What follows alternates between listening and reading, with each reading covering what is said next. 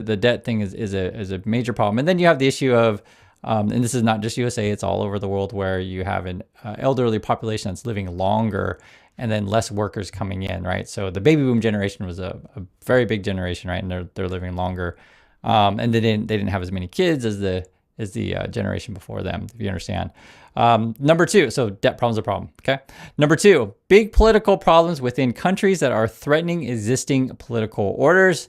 And that gets into all sorts of stuff happening in various countries. And I think a lot of, be it the financial, the population, or you could say the slowing down of growth, is something that's shared among multiple nations. Developing nations is a little bit different, of course, like Vietnam or India is going to be different than, say, the US or what's happening in Europe. But I'll just say everyone's got problems, right? That's a good way to put it. Three, big geopolitical problems between countries that are threatening the existing world geopolitical order. I mean, you could talk about the situation with Ukraine and Russia. You could talk about the situation with Israel and Palestine, right? With happening in Gaza or the West Bank. You could talk about the situation, say, in Africa.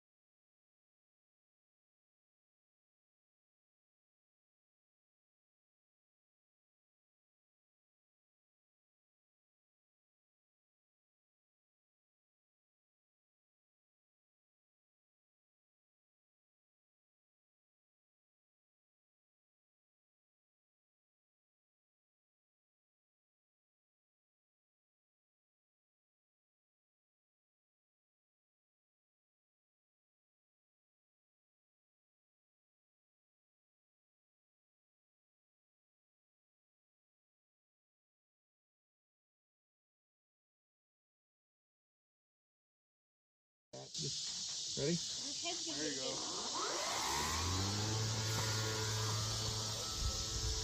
Whoa! Go, Alex, go!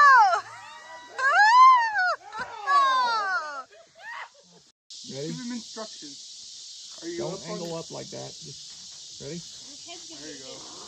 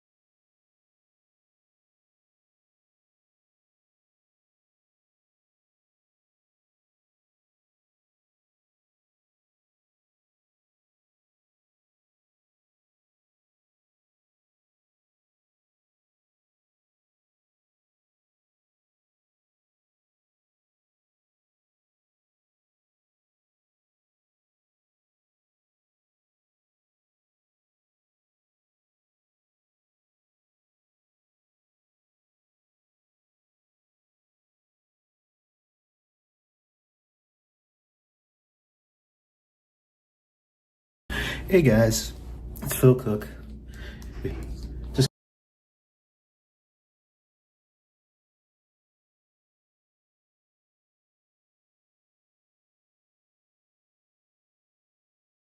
We've talked a lot on this channel in the past year or so about just how much fast food chains like McDonald's have been struggling to get their customers back since prices have shot up tremendously But the truth is, it's not just McDonald's.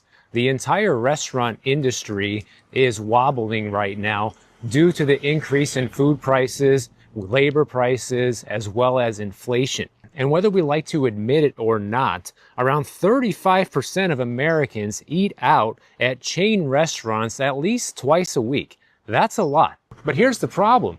Inflation at restaurants has been going up roughly double what inflation has been just at the grocery store. So if you are somebody who regularly visits restaurants, you probably aren't visiting them as much anymore. And I have heard from many of you in the comment sections below about just that. People have said they've cut back tremendously on going out. Many people say they just don't eat out at all anymore due to the increased cost and the cost of living in general. And to give you a perspective here, from 2019 to 2025, menu prices have increased by 30 to 80% depending on the restaurant and the items that you order.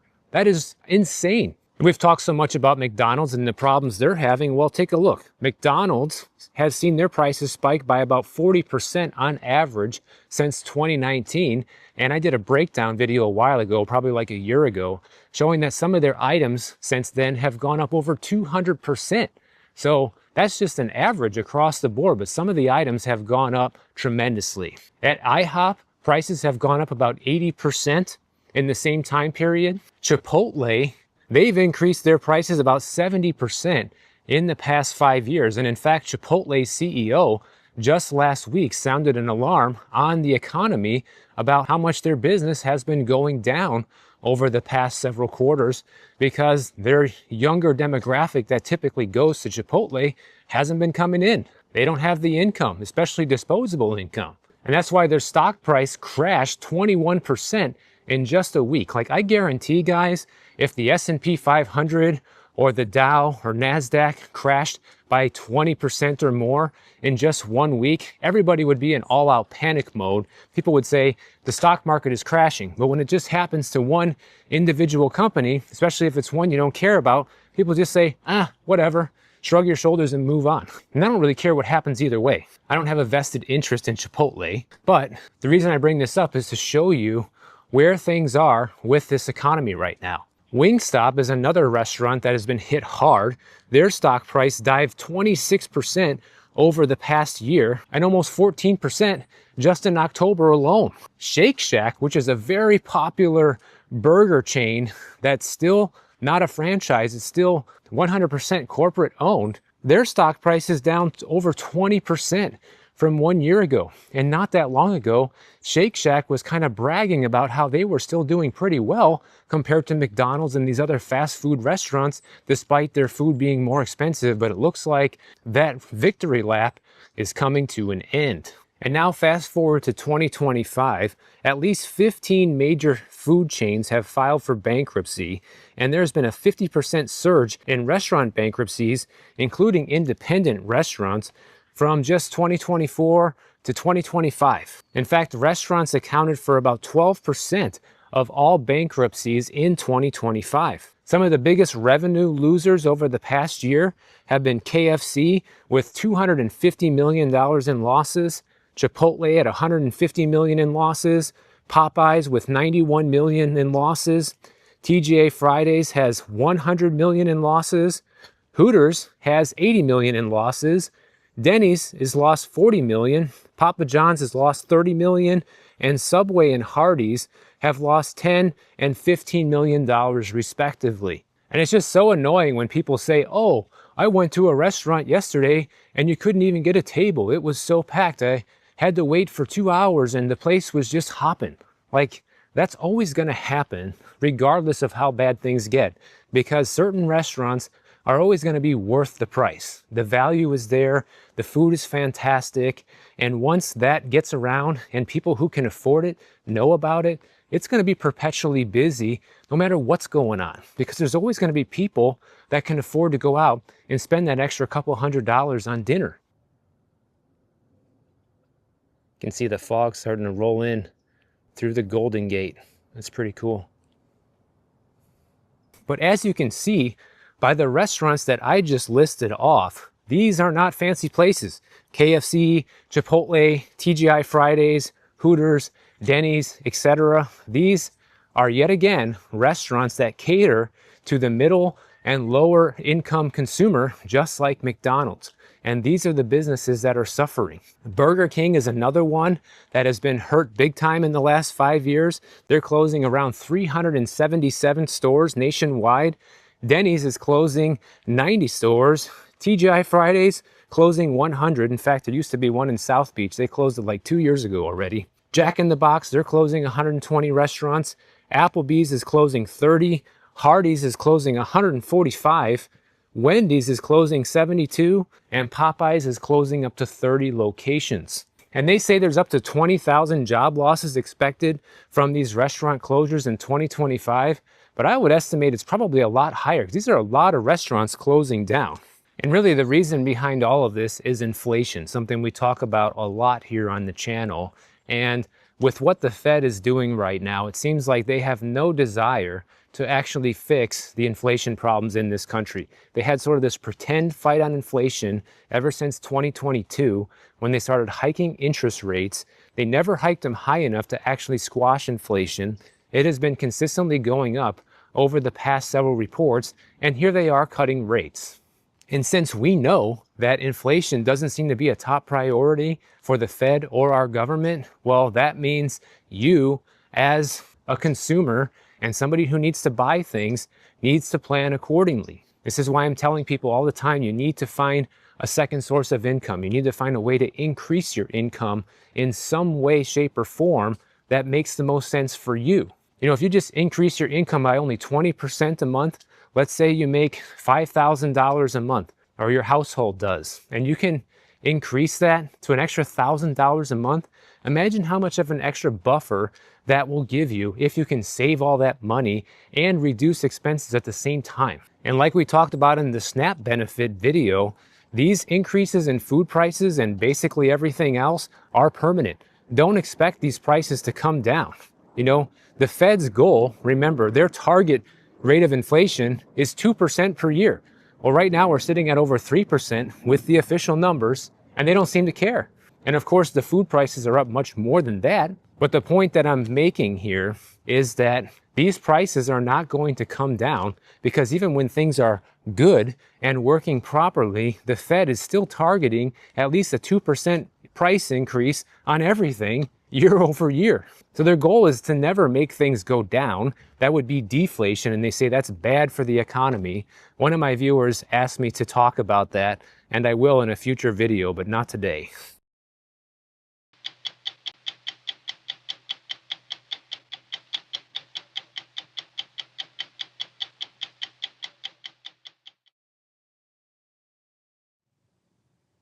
Until recently, Tim Hawk was among America's top spy masters.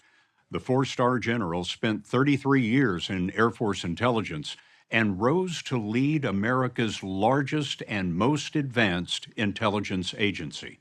Hawk was also in charge of defending America from computer threats. In his first television interview since retirement, General Hawk is here to warn that China has hacked into U.S. computer networks to an astonishing degree, and he believes he knows why. The surprise, Tim Hawk told us, is that China is targeting not just the U.S. military and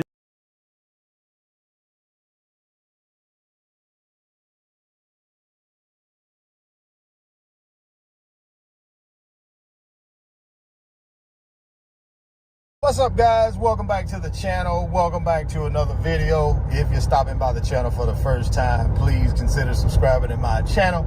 And while you're at it, smash that like button. I really would appreciate it.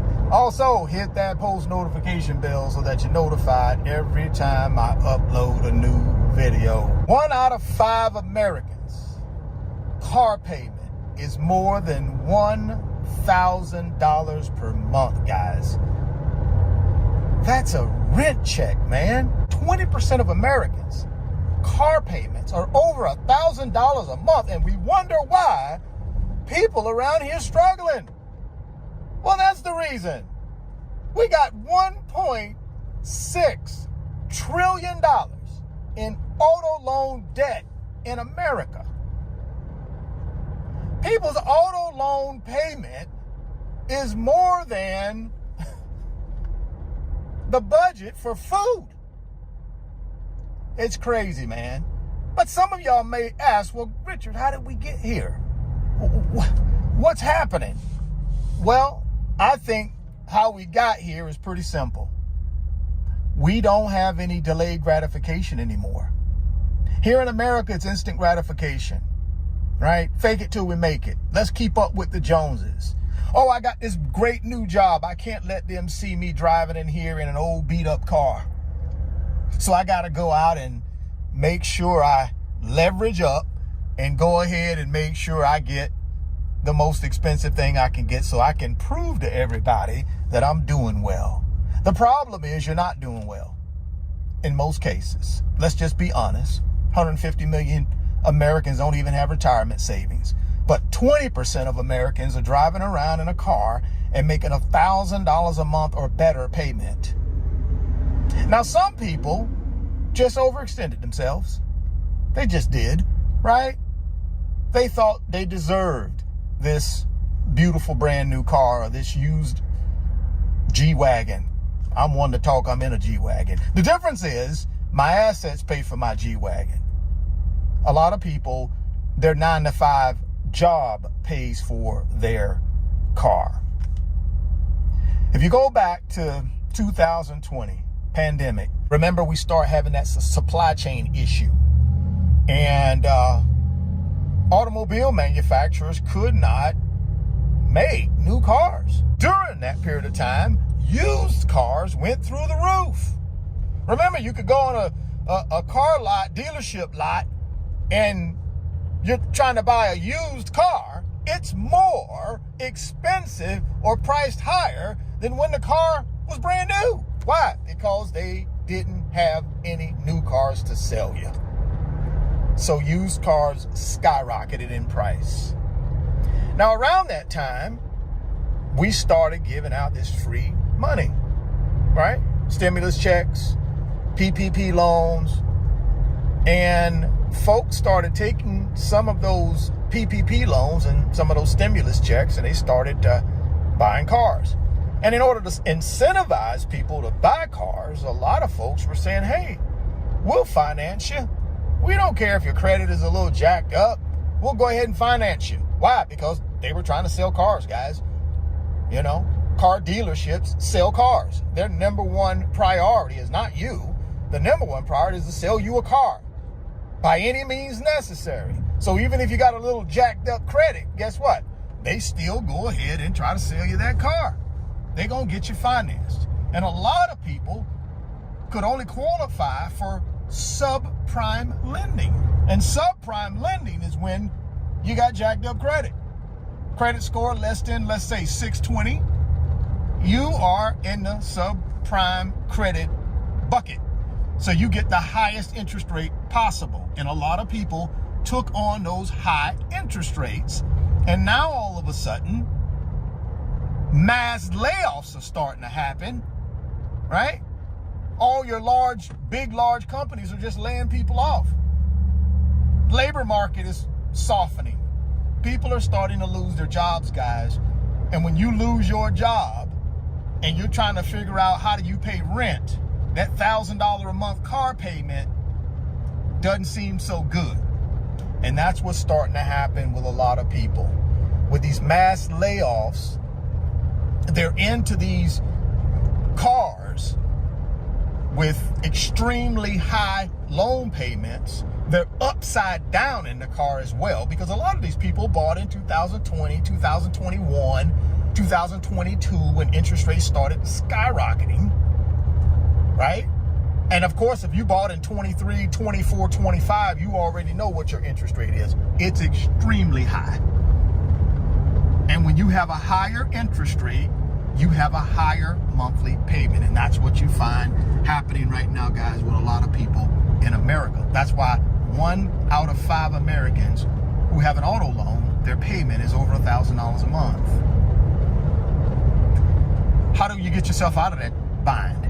Well, personally, the way I would get myself out of it if I was in that situation is I'd go out and start working me 2 to 3 jobs.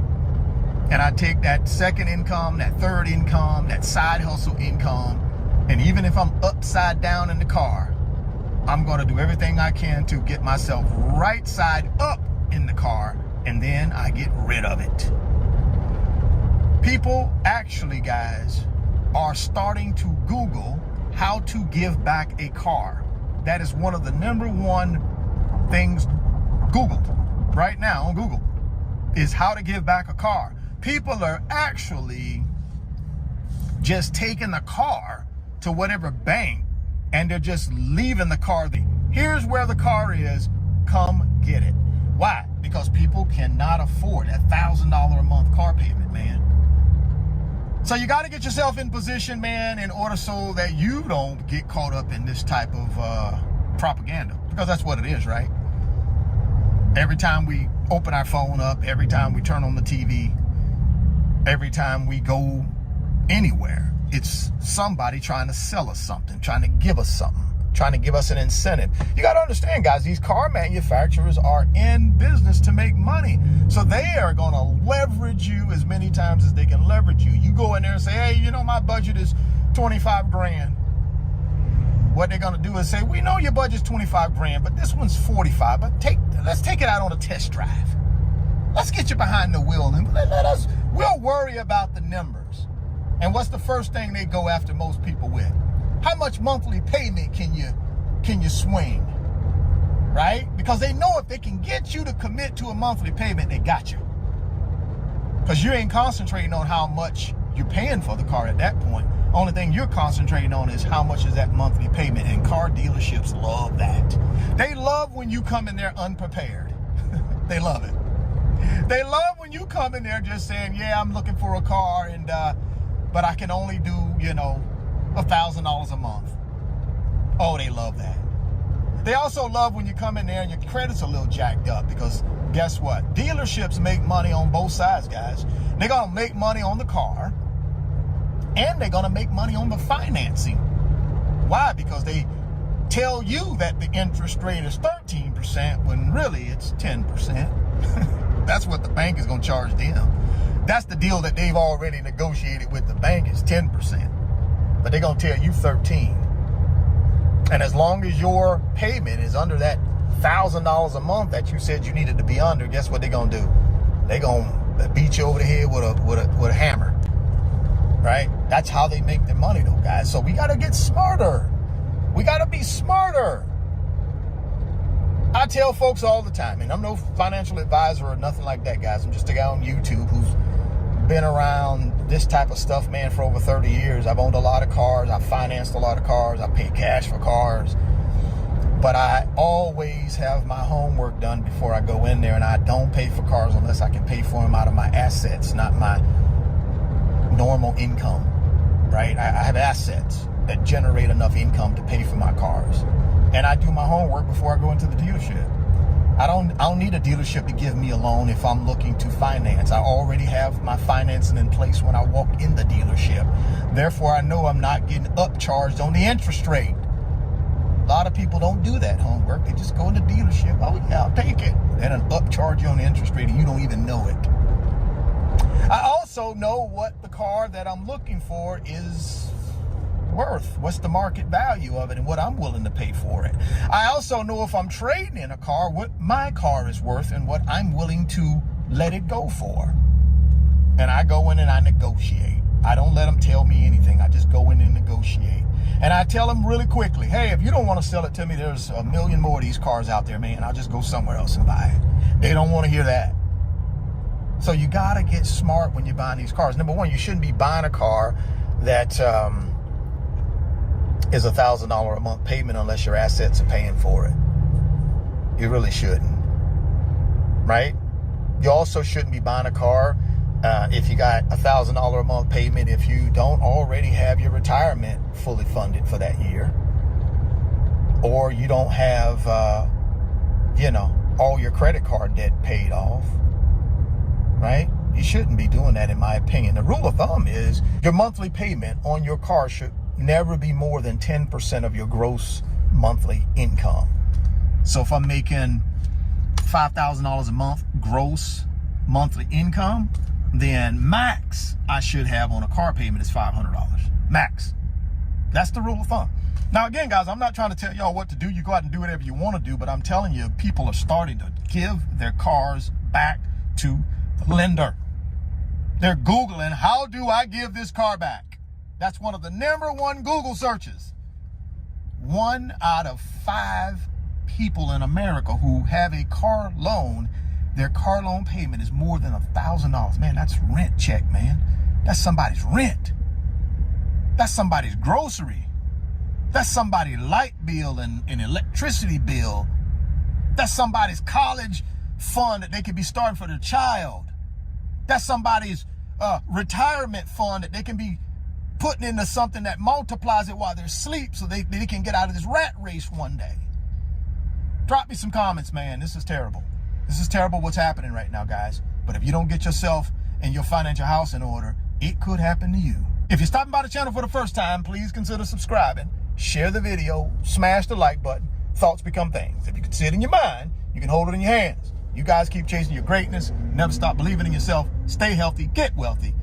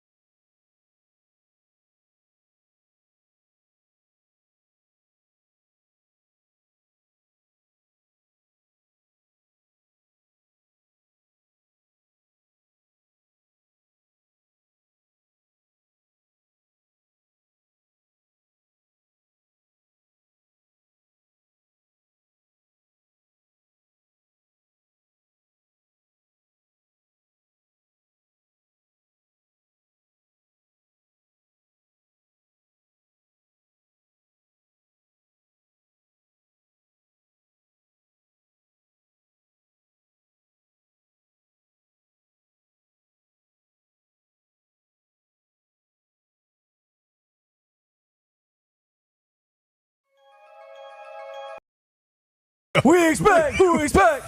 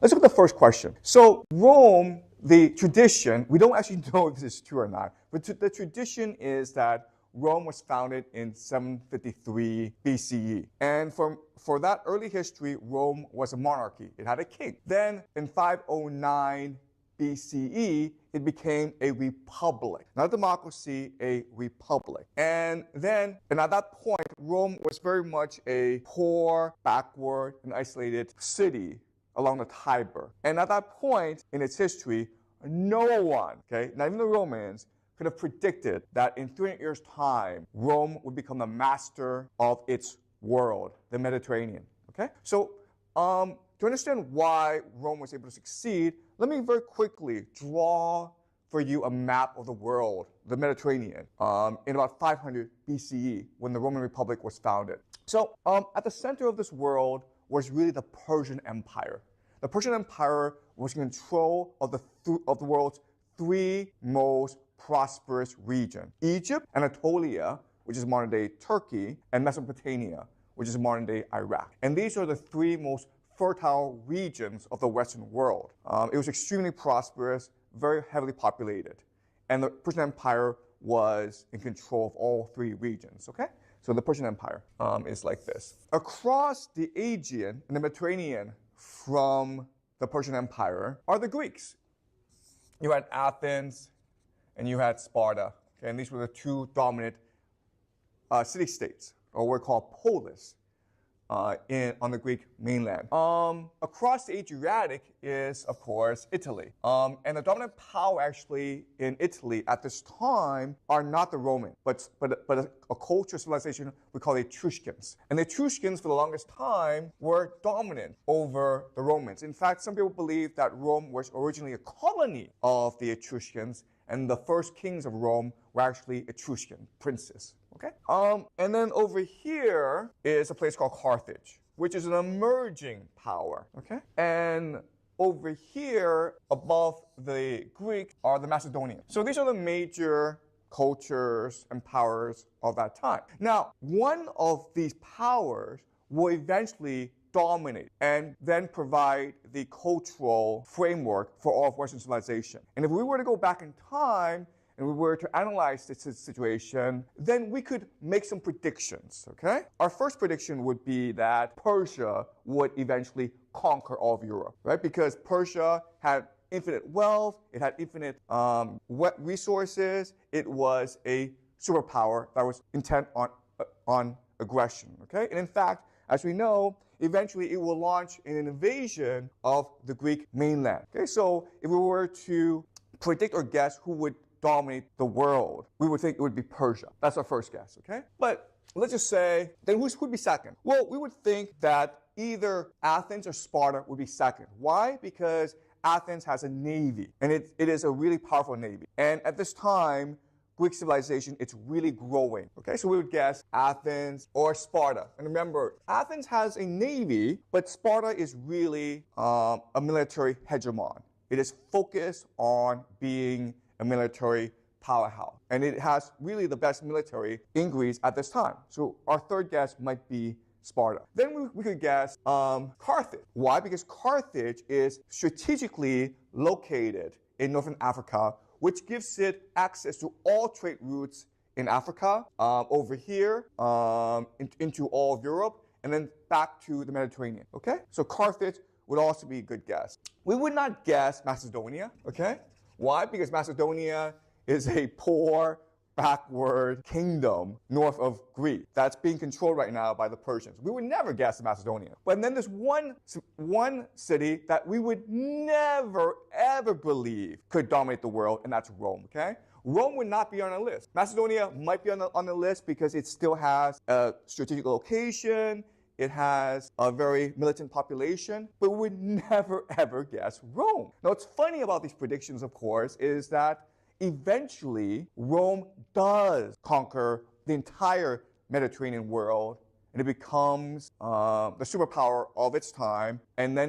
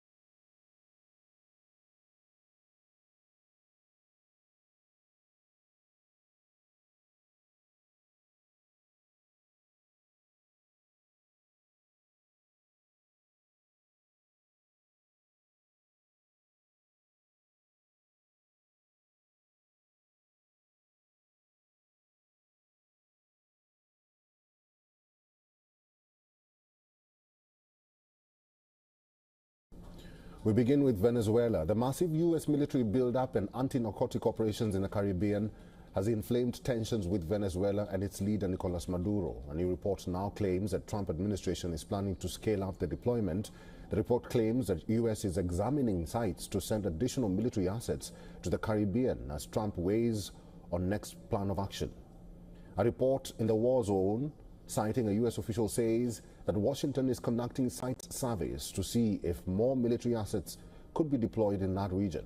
The report says that it is not clear what kind of equipment or platforms were to be deployed or a particular timeline for reaching a decision. The report further attributed open source investigators to document various military assets being moved in El Salvador, including an AC-130 Ghost Rider gunship and a Navy P-8A reconnaissance plane, while a third military aircraft, the unmarked C-40 Clipper, was also spotted. The report says that deployments indicated an expanding U.S. footprint in the Caribbean.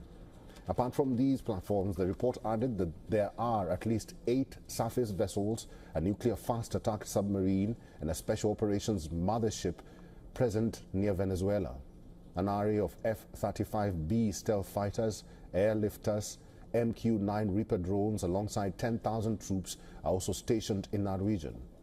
However, current position of the U.S. aircraft carrier USS Gerald Ford is unclear. The report observed that there are signs showing some of the mentioned assets being utilized in the recent strikes on alleged drug boats. Moreover, it read that while Trump administration was busy mulling its options about striking targets inside Venezuela, the U.S. would continue its campaign against narco boats. The report comes after CNN reported that the U.S. administration has decided not to carry out land strikes against Venezuela since there was no legal justification for such attacks. At the same time, Washington has defended its decision to conduct the strikes by declaring drug cartels to be unlawful combatants. Meanwhile, Venezuelan President Nicolas Maduro says that his government was not concerned at all about U.S. military buildup in the Caribbean. 14 semanas de amenaza, que los gringos, que tienen 15 barcos, que tienen 2.600 misiles, que tienen 100 aviones, que ahora viene el avión más grande, perdón, ¿cómo se llama? El portaaviones más grande del mundo llamado General Ford. Que los gringos hagan lo que les dé la gana. Nosotros somos imperturbables y nadie nos va a sacar del camino de producir, trabajar, construir, de la democracia directa y verdadera y de la paz perpetua, bendecida y sagrada de Venezuela. Maduro also drew inspiration from Hollywood to take a jibe at the perceived U.S. superiority with respect to South Americans. He said, and I quote, "Americans think life is a bad Hollywood movie where they are always the heroic Rambo-style winners, while Latinos, Mexicans, Colombians, Venezuelans, Caribbeans, and Africans are portrayed as villains or villains." He concluded that the U.S. was delusional as their empire was heading towards a decline. Mr. Diego Sequeira is a political analyst, a journalist, and also a columnist. Is now joining us live from Caracas, Venezuela. Mr. Sequeira, thanks for your time and good to see you again. Yesterday we talked about the claims made by Atlantic that President Maduro might be planning to cede power, and now there is a new report by the War Zone claiming that the Trump administration is planning to send additional military assets to the Caribbean and scale up deployment in Venezuela. First of all, how authentic is this report and claim? I don't know the authenticity yet, but what's important here is that the possibility makes sense given the already, as has been described in your report, the overblown buildup for an operation that basically now in military terms it's just, you know,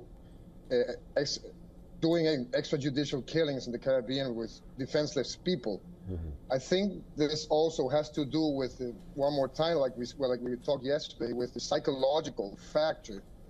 And of course, there's also someone's making money out of all this movement in the military-industrial complex. So there's a sort of a win-win for the current U.S. approach. But I think you have to focus more than before on the psychological aspect of this. Mr. Sequeira, President Maduro seems unperturbed If at all Trump goes ahead with his threat and moves in militarily, what options does the president have? Or how are the leaders from the region, not only Venezuela, likely to react? Well, you know, this is uncharted waters, at least for more than a century, you know? And this kind of expeditionary experiences, it runs in the genetics of the region. It will provoke, I'm not able to foretell what would happen next, but it's easy to imagine that, for example, there's going to be a regional backlash, even from places that are unexpected, be it by fear or by condemnation. But I think that's a strong possibility, regardless of not being so visible at this point, other than the usual reactions from the usual places like Colombia, Nicaragua, Cuba, Mexico, and slightly Brazil. So that's one of the possibilities. I do think that that they're playing a different card, which is actually the usual rationale, which is trying to, because of the psychology elements, to force collapse, conquest by collapse, instead of trying to go into the kinetic action. I think they're actually heavily betting on this in order to deliver.